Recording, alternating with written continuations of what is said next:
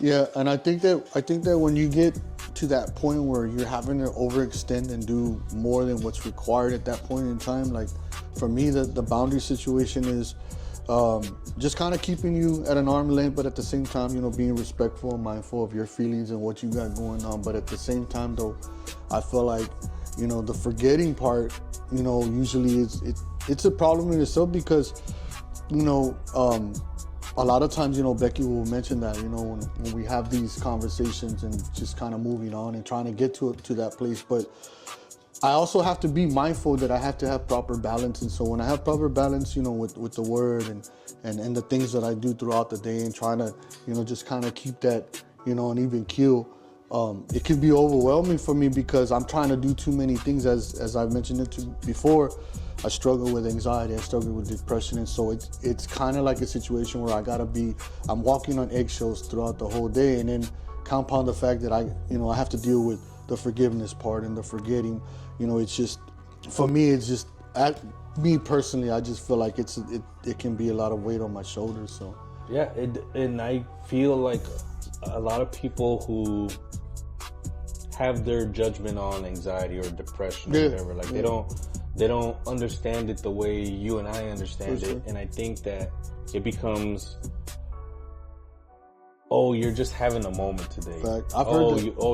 You're just overthinking, or you can't move past it or whatever. You're holding a grudge now, and it's not that. It's that it's weighing so much on my mentality that I can't function if I don't figure out how to solve this today. Yeah. It's not that I'm trying to be vengeful or hold a grudge or cut you out of my life. I am trying to give you enough grace so that I can process whatever has happened, forgive, and keep it moving. Yeah. Because if I get stuck, I'll get stuck into the point where I can't move.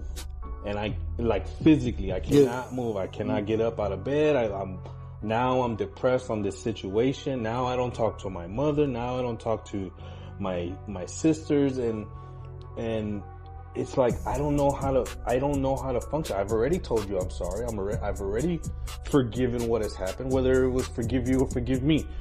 And now I'm stuck because you don't know how to respond, or you don't know how to act, or you don't know how to just talk this out. You're too busy judging what I'm doing and not trying to find a common ground where we can just keep it moving. Yeah. And that's the hard part of forgiveness for me.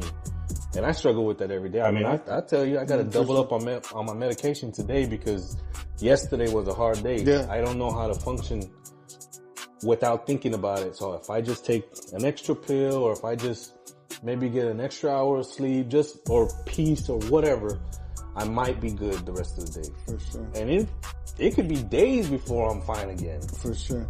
I think that for the most part, me seeing a therapist and taking my medication on a regular, like the way I'm supposed to, I feel like it's proactive. You know what I mean? I make the moves that I have to make, but at the same time, though, I'll get situations throughout the day where it's kind of like uncomfortable when I'm around certain people or whatever the case may be. But I just want to make sure that what I'm doing, the medication, having you is, along my side, whenever I need to vent or for whatever reason. But I just feel like maybe, just being proactive about it and just kind of working through that, and then, having that extra source of outlet, like another outlet on the outside to be able to have these conversations, because they can be uncomfortable.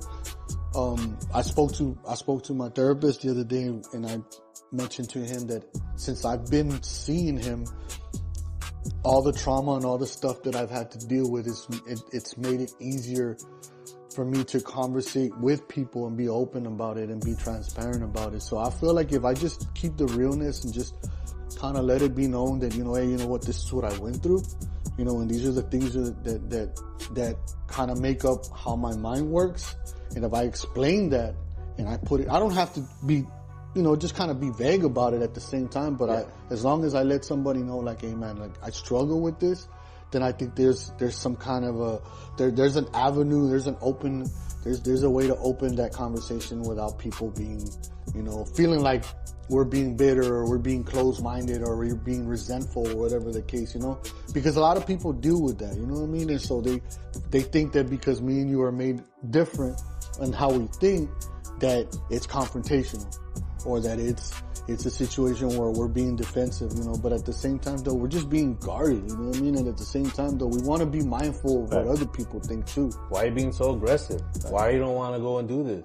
Why can't you just be graceful? Why can't you just forget about, you don't gotta talk to them. We just want to go around these people. Like, Yeah, man. it's not that simple. No, it's not that simple. I gotta sit my back to the wall watching what everybody's doing because I don't know how they're moving and I don't know what they're telling everybody else.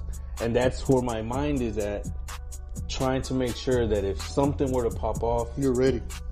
I'm safe. Not just ready, that I'm safe because I know what I'm gonna do. For sure. I know how I'm gonna react, but I don't know what they're gonna do.